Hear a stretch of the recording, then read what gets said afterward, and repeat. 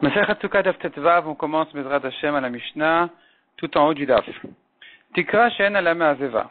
Ici, la Mishnah elle va traiter le cas de quelqu'un qui veut faire sa Sukkot dans sa maison elle-même. C'est-à-dire qu'il veut profiter de son plafond en bois, de son toit en bois, pour en faire un srar. Son toit, en fait, c'était des poutres en bois, et il veut s'en servir pour en faire du srar, pour en faire une soukha. Le problème, il est que c'est sa maison, c'est pas une soukha. Et il n'y avait pas de ciment, donc c'est une tikra, c'est un plafond she'en ala maziva, en bois sans ciment. Et il va en profiter donc pour en faire une soukha. Qu'est-ce qu'il fait? Qu'est-ce qu'il fait pour rendre sa maison une soukha? Rabbi Yehuda Omer, selon Rabbi Yehuda, c'est une machloket entre Bet Shammai et Bet Hillel. Bet Shammai omri mefakpek, selon Bet Shammai, il doit lever, mefakpek ça veut dire secouer. En fait, ça veut dire il doit lever les poutres une après l'autre et les reposer. Il lève, il repose, il lève, il repose. Venotel achat bentaim, et il enlève une sur deux, et à sa place il met du srach classique. Ou Bet Hillel omrim mefakpek onotel achat bentaim. Selon Bet Hillel, il est suffisant de faire une de ces deux choses-là. Soit d'enlever, de remettre les poutres à leur place, soit d'enlever une sur deux et la remplacer par un srach habituel. Rabbi Meir Omer, Rabbi Meir n'est pas d'accord avec Rabbi Yehuda, et il lui dit il n'y a pas de machloket ici entre Bet Shammai et Bet Hillel. Selon tout le monde, notel achati bentaim venom mefakpek. Il enlève une poutre sur deux, il la remplace par un srach classique, et il n'est pas mefakpek, il ne secoue pas ses planches, ses poutres.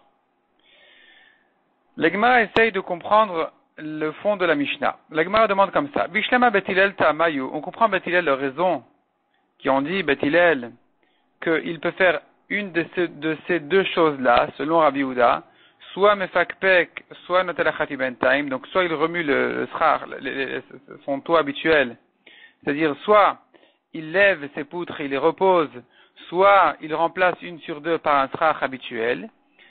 Pourquoi? Quel est le problème de Bet Hillel? Mishum tasev lamina asouy. Il ne peut pas laisser son plafond tel quel, parce que dire ma maison est dorénavant une soukha, ça s'appelle que ta soukha a été faite d'elle-même, tu ne l'as pas faite en tant que soukha. Or la Torah dit ta'aseh, tu dois faire une soukha, velo mina asouy, et pas qu'elle soit faite d'elle-même. Donc puisque c'est ça le problème, une de ces deux solutions est valable. Imefakpek avid lemaaseh. Si il a levé les poutres, il les a reposées, alors il a fait ici une action pour soukha, donc c'est bon. Il a fait sa soukha, elle n'est pas faite d'elle-même. Il notait la chati bentaim, et de même s'il a enlevé une sur deux, avad vamaaseh, il a fait aussi une action ici qui rend sa soukha kshera. Et donc c'est aussi valable. La Gemara va ensuite expliquer en quoi c'est une solution exactement d'enlever une sur deux. Mais en tout cas, ça s'appelle avoir fait une soukha, c'est aussi une solution à ce problème-là de ta'aseh velo mina asouy. Et la Bet Shammai, maïta amayu. Mais selon la Bet Shammai, quelle est leur raison, quel est leur problème? Si leur problème de permettre une soukha pareille, c'est ta'aseh velo mina asouy. Donc, imishum ta'aseh velo mina asouy. Si le problème c'est que la soukha n'a pas été faite pour soukha, bechada sagi, il aurait été suffisant de faire une de ces deux solutions. Pourquoi, selon Bet Shammai, il faut les deux? Donc, une des deux solutions aurait été suffisante pour refaire sa soukha. Imishum gzerat tikra. Et si Bet Shammai a un autre problème ici, c'est le problème de gzerat tikra, c'est-à-dire tu ne peux pas laisser des poutres sur ta soukha en disant voilà c'est mon srar. Ça ressemble à un vrai plafond habituel, ça ressemble à une maison. On ne peut pas permettre une soukha pareille parce que finalement on risque d'en arriver à permettre une maison. Si c'est ça leur raison, alors benotel achati bentaim sagi, il aurait été suffisant de faire la deuxième solution qui est d'enlever une sur deux pour bien marquer le fait que c'est une soukha et pas une maison. Et on n'a pas besoin d'ajouter à ça la première solution qui était de relever toutes les poutres et les reposer. Répond la Gemara, effectivement. Le olam mishum gzeratika. Tu as raison, la raison de Bet Shammai en fait, c'est parce que on craint que ça ressemble à un plafond habituel. Ve'arike amre. Est-ce que Bet Shammai disent de faire les deux choses? C'est pas qu'il y a besoin des deux solutions. C'est que s'il a fait la première, il doit encore faire la deuxième. C'est la deuxième qui est l'essentiel. S'il a fait la deuxième, c'est suffisant. Donc, la Gemara dit comme ça, Ve'arike amre. Voici comment Bet Shammai disent, afalpi shemefakpek, même s'il a fait la première solution de relever les poutres et les reposer sur sa maison, c'est pas suffisant. Inotel achati bentaim in, ilolo. S'il a enlevé une sur deux, c'est bon, sinon non. C'est-à-dire comme ça. Minatora, dès qu'il a levé les poutres et qu'il les a reposées, il a réglé le problème de Taasev Elomina Asui. Dorénavant, c'est une souka qui a été faite pour souka. Mais cependant, cette souka, elle est encore psoula. Pourquoi? Parce qu'on craint le problème Idérabanan qui dit ça ressemble à une maison. Pour résoudre ce deuxième problème, il est obligé de faire la deuxième solution, qui à elle seule est suffisante, d'ailleurs. Et la deuxième solution, elle est justement d'enlever une poutre sur deux et de la remplacer par un srar kasher. Hier, si c'est comme ça, demande à Gemara, si c'est comme ça que tu comprends dans Beth Shammai, et ma sefa Rabbi Meir Omer, je te lis la suite de la Mishnah. Rabbi Meir dit, Notel achati bentaim avalo efakpek. Il enlève une sur deux, mais il ne relève pas les poutres pour les reposer ensuite. Si tu dis que selon Beth Shammai, il est suffisant d'enlever une sur deux, de la remplacer par un srar kasher, alors finalement Rabbi Meir il dit exactement comme Beth Shammai. Rabbi Meir et nous Beth Shammai, quelle est la différence entre eux? Répond la Gemara, Achike Amar. Non, Rabbi Meir a dit autre chose. Rabbi Meir il se rapporte sur Rabbi Yehuda et lui dit, Lo nechleku Beth Shammai ou Beth Hillel bedavar ze. Sur cette chose-là n'ont pas été en discussion Beth Shammai et Beth Hillel. Tout le monde pense que la deuxième solution, c'est la solution, c'est la valable. C'est la deuxième de remplacer une poutre sur deux. Maïka Mashmalan, quel est le chidouche de notre Mishnah alors? Des Rabbi Meir itlek zeratikra, que Rabbi Meir il craint la ressemblance avec un toit habituel, vers Rabbi Yehuda letlek zeratikra, et Rabbi Yehuda ne craint pas de rester dans une souka qui paraît être comme une maison. Rabbi Meir et Rabbi Yehuda ont déjà discuté sur cette question-là dans la Mishnah d'avant. On a vu que selon Rabbi Yehuda, les planches sont permises pour le srar. Rabbi Meir Oser, selon Rabbi Meir, c'est interdit. Et donc on comprend de là que selon Rabbi Yehuda, on ne craint pas la ressemblance avec une maison. Rabbi Meir craint, lui, la ressemblance. Donc finalement, Rabbi Yehuda qui dit dans notre Mishnah que selon Beth Hillel, qui est l'alacha, il est suffisant de réparer le problème de Taasev Elomina Asui. Il est suffisant de refaire son plafond pour souka, même sans enlever une poutre sur deux, c'est bon. On ne craint pas ici la ressemblance à une maison. Donc Rabbi Yehuda finalement, cette halakha, on l'a déjà entendu dans la Mishnah précédente, Rabbi Yehuda nous a déjà enseigné que les planches sont permises. Et Rabbi Meir, pareil, Rabbi Meir ici, il interdit, il n'y a pas de marloquet de Beth Shammai et Beth Hillel, tout le monde est d'accord que c'est pas bon. C'est pas bon même de remettre les poutres, il faudrait vraiment enlever une sur deux. Eh bien Rabbi Meir qui interdit les poutres, c'est ce qui nous a déjà enseigné dans la Mishnah précédente que les planches sont interdites. Quel est le chidouche de notre Mishnah? Répond la Gemara Marabi Chia Baraba Marabi Yochanan. Resha ben Esarim et Shupin Askinan. La Mishnah précédente, en fait, elle vient nous apprendre autre chose. Elle parle de planches qui ont été bien taillées. Ou Mishum Gzerat Kelim Nagouba. Et la discussion là-bas entre entre Rabbi Meir et Rabbi Yehuda, elle est est-ce que ça ressemble à un objet bien fait, et donc on doit l'interdire ou pas? C'est-à-dire, Rabbi Yehuda qui a permis les planches, c'est pas des bâtons, c'est pas des bois comme ça, sauvages, bruts, comme ça, pas travaillés. C'est des planches qui ont été bien taillées, bien faites, et ça ressemble vraiment à des récipients, à des objets qui reçoivent de la touma. Et c'est là où Rabbi Meir interdit et Rabbi Yehuda permet. Parce que selon Rabbi Meir, on craint la ressemblance avec les kelim, pas avec un plafond, avec les kelim en général, avec des récipients, avec des objets. Et Rabbi Yehuda ne craint pas cette ressemblance à des ustensiles. On ne risque pas ensuite d'aller faire du srach avec des objets. Donc ça, c'est la Mishnah précédente. Notre Mishnah vient nous apprendre autre chose. Ici, il s'agit de poutres. C'est pas des planches qui ont été taillées, c'est des poutres. Et ces poutres-là, leur problème est un autre problème. C'est la ressemblance avec un plafond. Selon Rabbi Meir, on craint cette ressemblance. Selon Rabbi Yehuda, on ne la craint pas. Donc ce sont deux sujets différents. Un, est-ce que je crains la ressemblance à des kelim, à des ustensiles? Deux, est-ce que je crains la ressemblance à un toit, à une maison? Et dans les deux cas, Rabbi Meir y craint, Rabbi Yehuda ne craint pas. La Gemara n'est pas satisfaite de cette réponse-là. La Gemara demande là-dessus, Rav Yehuda ma Rav de Amar. Selon Rav Yehuda qui a dit au nom de Rav, celui qui a utilisé comme srach des bâtons de flèches. Donc c'était des bâtons dans lesquels on enfonce les pointes en métal des flèches. Mais les bâtons sont en bois. Alors zcharim kshera, si les bâtons sont pointus, et sur cette pointe de bâton en bois comme des crayons, on met dessus la pointe de la flèche en métal, eh bien, la partie en bois, c'est kasher comme un srach kasher parce qu'il n'y a pas de récipient. C'est pas un récipient, il n'y a pas de réception. Et donc, c'est pas mekabel touma, c'est un srach kasher. Benekevot psoula. Si par contre, cette partie-là en bois, elle est creuse au contraire, et on enfonce dedans la partie en métal, de la pointe de la flèche, eh bien, même la partie en bois, elle est psoula, parce que c'est un récipient qui reçoit de la touma. Et on voit ici donc qu'on ne craint pas la ressemblance avec un objet. Qu'est-ce qui ressemble à un objet qu'est-ce qui ressemble plus à un objet que cette flèche-là? On voit ici qu'on ne craint pas cette ressemblance. Velo gaza uzcharim atune kevot. Il n'a pas interdit les flèches en bois pointu, de peur qu'il risque d'utiliser les flèches creuses. Et alors que ici, la ressemblance, elle est très, très proche. Et tu vois quand même que ce qui est permis, on ne craint pas. Donc pourquoi tu veux me dire que dans les planches, il y a une question de craindre la ressemblance avec des objets? Non, on ne craint pas ça. On ne devrait pas craindre la ressemblance entre les planches taillées et les ustensiles. Donc c'est pas comme ça qu'on doit comprendre la Mishnah à propos des planches. Tu es obligé de comprendre dans la Mishnah précédente que la discussion elle était à propos de Xerat Tikra, la ressemblance à un plafond, à un toit. Et donc finalement, Vesefa Plige Xerat Tikra, et là Sefa qui est notre Mishnah à nous, à propos de sa maison, qui est son toit de poutre, à nouveau, elle répète la même discussion a priori. Est-ce qu'on craint la ressemblance à une maison ou pas? Donc va Plige Betar Tezimne la Mali. Pour quelle raison il se répète? Pour quelle raison la marloquette elle est doublée? Répond la Gemara. Sefa Rabbi Yehuda, de Ka'amar le Rabbi Meir. En réalité, notre Mishnah, c'est la réponse de Rabbi Yehuda à Rabbi Meir. C'est-à-dire, elle se rapporte sur la Mishnah précédente. En fait, il n'y a ici qu'une seule marloquette, qui est la même. Rabbi Meir et Rabbi Yehuda sont en marloquette. Est-ce qu'on craint la ressemblance à un toit, oui ou non? Et Rabbi Meir craint la ressemblance, il interdit les planches. Rabbi Yehuda ne craint pas, il a permis les planches. Et notre Mishnah, c'est la suite de la Mishnah précédente, où Rabbi Yehuda, il amène un argument contre Rabbi Meir.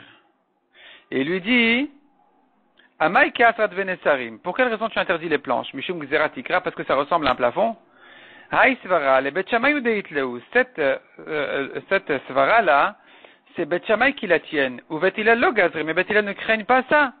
Puisque Rabbi Yehuda, il amène une preuve de la marloquette de Bet Shammai et Bet Hillel à propos de quelqu'un qui a transformé sa maison en souka. Plutôt, il a transformé dans sa tête sa maison en souka. Il a décidé de faire de sa maison une souka. Qu'est-ce qu'il doit faire? Eh bien, selon Bet Shammai, il n'y a rien à faire. Il est obligé d'enlever une poutre sur deux. Selon Bet Hillel, il suffit de lever, de reposer les poutres. Les shem souka, c'est suffisant. Donc, tu vois que selon Bet Hillel, on ne craint pas les planches, on ne craint pas la ressemblance à un toit. Donc, voilà, j'ai une preuve ici, dit Rabbi Yehuda contre Rabbi Meir, qu'on n'a pas à craindre la ressemblance à un toit. Tu vois bien que Bet Hillel ne craigne pas. Elle a la chale comme Bet Hillel. Ve'amar Rabbi Meir lui a répondu non, l'oner leku Bet Shammai ou Bet Hillel badavarze. À propos de notre Mishnah à nous, de ce cas-là, il n'y a pas de discussion entre Bet Shammai et Bet Hillel à propos de quelqu'un qui vient transformer sa maison en souka. Selon tout le monde, les poutres sont psoulot, il n'y a rien à faire, on est obligé d'enlever une sur deux. La Gemara continue à expliquer notre Mishnah. Donc finalement, comment il fait? On a dit il enlève une sur deux selon Rabbi Meir, selon Rabbi Yehuda, non. Anicha de Rav, d'Amar, on comprend selon Rav qui a dit Machloket Beshesh ben Arba'a, que la discussion entre Rabbi Meir et Rabbi Yehuda, elle est dans des planches qui font 4 fachim. Des Rabbi Meir l'Exerat Tikra, Rabbi Meir craint la ressemblance à un plafond, à un toit, des Rabbi Yehuda l'Exerat Tikra, et Rabbi Yehuda ne craint pas cette ressemblance à un toit. Et là, les Shmuel de Amar, mais selon Shmuel qui a dit que la Machloket de Rabbi Meir et Rabbi Yehuda ne se rapporte pas sur un cas de planches qui font 4 tfachim. Beshe'en ben Arba'a Machloket. Il s'agit de planches qui ne font pas 4 tfachim. Avaliyash ben Arba'a, mais si elles font 4 tfachim, d'ivra kol psoula. Selon tout le monde, elle est psoula. La souka, si elle est faite de planches qui font 4 tfachim, selon tout le monde, elle est psoula. Alors notre Mishnah, nous, c'est quoi la discussion de Rabbi Meir et Rabbi Yehuda? Il s'agit ici de poutres. Les poutres, elles font certainement 4 tfachim. Pourquoi est-ce que Rabbi Yehuda, il permet ces poutres-là dans la maison selon Bet Hillel? Pourquoi Rabbi Yehuda dit il est suffisant de les lever et les reposer sur sa maison en tant que srach? Mais elles font plus que 4 fachim. Or Rabbi Yehuda interdit des planches qui font plus que 4 fachim, selon Shmuel. Répond la Gemara. Donc Sefa bema iplige. Quelle est leur marloquette dans la Sefa qui est en fait notre Mishnah? Notre Mishnah elle s'appelle la Sefa par rapport à la Mishnah d'avant. Répond la Gemara bebi tous les tikra kamiflagé. Notre Mishnah en fait, elle parle d'une question comment annuler le statut de plafond de ma maison. Mar savar batla be'achi ou mar savar be'achi lo batla. Selon Rabbi Yehuda, mon plafond a perdu un statut de plafond à partir du moment où j'ai prouvé que je ne veux pas en faire un srach.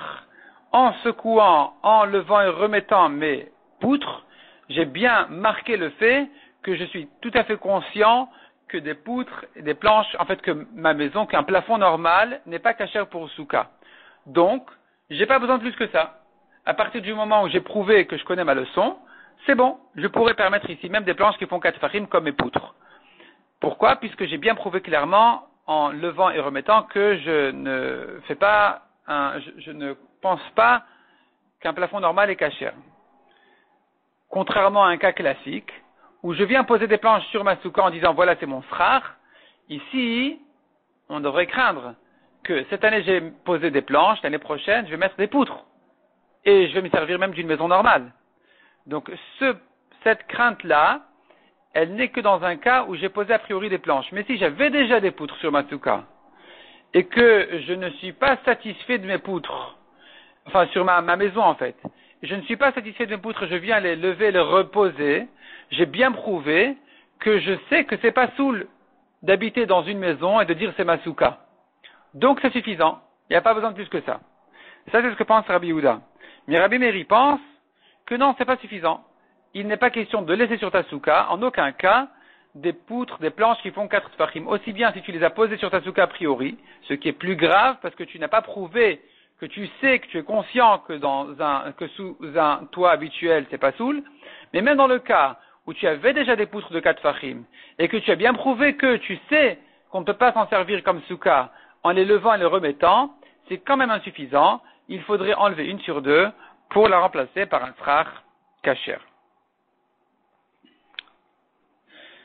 Rashi explique comment est-ce que je rends kasher le srach en enlevant une sur deux. Il s'agit, c'est-à-dire celui qui pense que 4 fachim c'est pas soul, il va dire que les poutres elles étaient une sur deux, mais quand j'enlève une sur deux, en fait je commence des deux côtés de la souka, et au milieu j'enlève deux, une à côté de l'autre. Deux poutres une à côté de l'autre, ça me donne 8 fachim. Là-bas je mets un srach kasher sur 8 fachim, j'obtiens une souka kshera. Le reste ne me dérange pas puisqu'au milieu j'ai déjà une souka kshera, donc c'est bon, j'ai ma souka au milieu. Si par contre on va selon celui qui pense que 4 fachim c'est kasher comme frère, alors on n'a pas besoin d'en arriver là. Du moment qu'on a enlevé une sur deux, eh bien, une c'est un srach habituel, l'autre c'est une poutre qui serait kshera selon cet avis-là, et donc j'ai une souka tout au long de ma maison. Mishnah suivante. Amkare soukato bashefudin. O baruchot amita. Celui qui se sert comme srach, mekare c'est comme tikra, il fait un plafond sur sa souka, en fait il utilise comme srach sur sa souka, bashefudin. Les shefudin sont des broches en métal. O baruchot amita. Ou bien il utilise les pieds et le cadre de son lit. Ce qui est mekabel touma. Donc c'est à nouveau un srach pasoul. Imiesh revach benen kemotan kshera.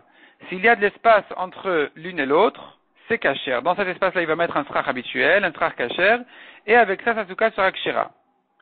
Deuxièmement, dit la Mishnah, Chotet Bagadish, celui qui creuse dans un grand tas de foin, et il creuse donc les mesures d'une souka à l'intérieur, 7 fachim sur 7 fachim de longueur et largeur, 10 fachim de hauteur, et il se dit, voilà, j'ai une souka kshera, j'ai des murs, j'ai un srach, la sot lo souka, pour en faire une souka, et la souka n'est pas une souka.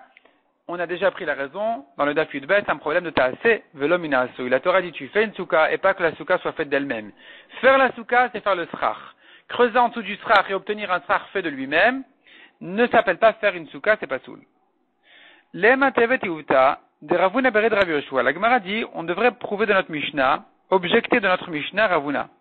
Ravuna bered Rav Yoshua. De Itmar, qui a dit, parut keomet. À propos de la question de parut keomet, c'est-à-dire, on sait bien un mur, on peut tolérer dans un mur, dans une mechitza, un mur de séparation, on peut tolérer des trous. Maintenant des trous, c'est pas que des trous avec une perceuse, même des espaces, le mur n'est pas entièrement fermé, il y a des espaces de vide un peu entre, disons, un mur de roseau par exemple, de bâtons, des barreaux, et que donc le mur n'est pas entièrement fermé, on peut tolérer des espaces. Non seulement s'il y a moins de 3 tfarim d'espace, que là ça s'appelle que c'est considéré comme fermé complètement, mais même si j'ai parti par là des plus grands trous, c'est permis aussi du moment que il y a une partie importante qui est bien fermée et isolée. Et là, on rentre dans la question. Il faudrait peut-être, omed, meroubé à la paroutz, une majorité de fermés plus que d'ouverts. Ou bien peut-être, il est suffisant de dire paroutz que omed, même si les deux parties sont égales, il y a autant d'ouverture que de fermeture, c'est bon aussi, du moment que j'ai pas une majorité d'ouverture. Et donc finalement, on rentre ici dans une question. Si j'ai paroutz que omed, autant d'ouverture que de fermeture, c'est kasher ou pas? Donc ça c'est une marloquette ici. Paroutz ke omed, Rav Papa Amar Mutar, Veravuna Bered Rav Yoshua Amar Asur, marloquette. Dans notre Mishnah, qu'est-ce qu'on a vu? Qu'à partir du moment où j'ai autant d'espace entre le srar pasoul que le srar pasoul lui-même, et que je mets dans les espaces du srar kasher, la souka est kshera. Donc ici j'ai un exemple de paroutz ke omed, j'ai autant de pasoul que de kasher, et je considère que la fermeture de ma souka en haut, est suffisante. Moitié, c'est bon aussi. Du moment que j'ai pas une majorité de srar pasoul. Donc c'est une objection contre Ravuna Bered Rav Yoshua qui a dit, paroutz ke omed asur, si les parties sont égales, c'est interdit, il faudrait une majorité de kasher. Répond la Gemara Marlecha Ravuna Bered Rav Yoshua. Maï kemotan, que veut dire notre Mishnah s'il y a autant d'espace que de srar pasoul, kemotan comme eux, comme le srar pasoul, benichnas veyotse. C'est que certainement, le srar kasher peut rentrer largement. S'il rentre largement dans les espaces, c'est que le srar kasher, qui est aussi large que le srar pasoul, il peut rentrer et sortir largement dans les espaces. C'est que certainement, l'espace est un peu plus grand que le srar pasoul, de manière à ce que le srar kasher puisse rentrer facilement à l'intérieur. Donc, puisque j'ai une majorité ici d'espace par rapport au srar pasoul, le srar pasoul peut s'annuler. Et donc, il peut s'annuler la souka lekshara de cette manière-là, parce que j'ai effectivement une majorité contre le srar pasoul. Même le srar kasher, dans ce cas-là, il serait une majorité contre le srar pasoul. Et donc, ça peut s'annuler. Le srar pasoul s'annule. On tourne la page. La Gemara demande, mais qui t'a dit pourquoi c'est si évident que ça? Quand on a parlé de srar kasher d'espace autant que de srar pasoul, c'est pas évident qu'il y a plus d'espace que de srar pasoul. Qui t'a dit que pour entrer et sortir un srar kasher entre les srar pasoul, c'est que certainement il y a plus d'espace pour que largement je puisse rentrer et le sortir. Peut-être que non, peut-être que tout est très précis. Tout est très précis et que les mesures sont tout à fait égales. C'est ce que demande la Gemara ici. Via Efshar le Tzamtzem, on peut préciser les choses, on peut arriver à un degré de précision très important, qui me mènerait à une situation où il y a exactement autant de kasher que de pasoul. Donc c'est pas évident de dire que, bon, sûrement il y a plus de kasher que de pasoul pour pouvoir rentrer et sortir largement. Répond la Gemara, non, c'est vrai que c'est pas évident, mais c'est à qu'il s'agit quand même. Amar Rabbi Ami, Bema'adif. Notre Mishnah parle d'un cas où le srar kasher est plus large que le srar pasoul, et que c'est pas exactement la même mesure, et donc, puisqu'il y a plus d'espace et de srar kasher que de srar pasoul, c'est kasher. Si c'est égal, selon Ravuna Bered Rav Yoshua, c'est pas soul. Deuxième réponse, dit la Gemara. Rava Amara, le tema beshen ma'adif. Même si tu veux, tu peux dire que qu'il n'y a pas plus de kasher il n'y a pas plus de vide que de srar pasoul. Mais de quoi il s'agit ici? Imayu netunin shti notnan erev. Erev notan shti. C'est-à-dire qu'il fait comme une forme de chaîne et de trame. C'est-à-dire, le srar pasoul et le srar kasher ne sont pas posés dans la même direction. Il y en a un qui est posé nord-sud, et un qui est posé est-ouest. Si le srar pasoul, il est posé dans une direction, comme shti, comme la chaîne, notnan erev, il les met comme la trame dans l'autre sens. Erev, la trame, notnan shti, il les met comme la chaîne. C'est-à-dire comme ça. Et si le srar pasoul, il est mis est-ouest, le srar kasher, il le mettra nord-sud. Et maintenant, quand il met le srar kasher nord-sud, le srar kasher ne va pas tomber dans les trous. Il s'appuie sur le srar pasoul. Donc, il est obligé d'être plus grand. C'est-à-dire que le srar kasher, pour s'appuyer des deux côtés, au début et à la fin sur le srar pasoul, il est obligé d'être plus large que le srar pasoul. Non seulement il remplit les trous, il remplit les espaces, les vides, mais en plus, il s'appuie sur le srar pasoul, donc finalement je me retrouve avec une majorité de srar kasher qui annule le srar pasoul. La Gemara reprend le deuxième exemple de la Mishnah, qui était le cadre du lit, qui est Mekabel Touma, et c'est encore un exemple de srar pasoul. On a dit que entre ces planches-là, entre ces bois-là, il a mis un autre srar kasher. Donc, Obearuchot Amita, ce sont les bois qui font le cadre du lit. Lema Mesayel et le Rabbi Ami Bartiv Yumi. La Gemara dit, on devrait prouver dans notre Mishnah, comme Rabbi Ami Bartiv Yumi qui a dit, D'Amar Rabbi Ami Bartiv Yumi, Sikecha Bivle Kelim Psula. S'il a utilisé des objets usés, anciens, cassés, et il les a mis sur sa souka, elle est psoula. Rachid dit, il s'agit de de chiffons qui sont très petits, qui font même pas 3 doigts sur 3 doigts, ils ne sont plus Mekabel Touma, et elle est quand même psoula. Pourquoi? Puisque ça sort d'un tissu qui était Mekabel Touma, même si aujourd'hui il n'y a plus les mesures de Mekabel Touma, ça reste un srar pasoul. Blae kelim. Blae kelim, ce sont pas forcément des objets. Ici, selon l'explication de Rashi, c'est en fait des tissus, sûrement en lin, donc ça devrait pousser de la terre, et c'est quand même pas Mekabel Touma parce que la mesure est très petite, mais puisque ça sort d'un tissu qui était Mekabel Touma, on ne peut pas utiliser même ces résidus, ces petites pièces qui ne sont pas Mekabel Touma. Et on aurait une preuve de notre Mishnah, du cas de Aruchot Amita, le cadre du lit, qui a déjà été décomposé, donc il n'est plus Mekabel Touma, et je ne peux quand même pas l'utiliser comme srar, puisque finalement, c'est sorti d'un objet qui était Mekabel Touma.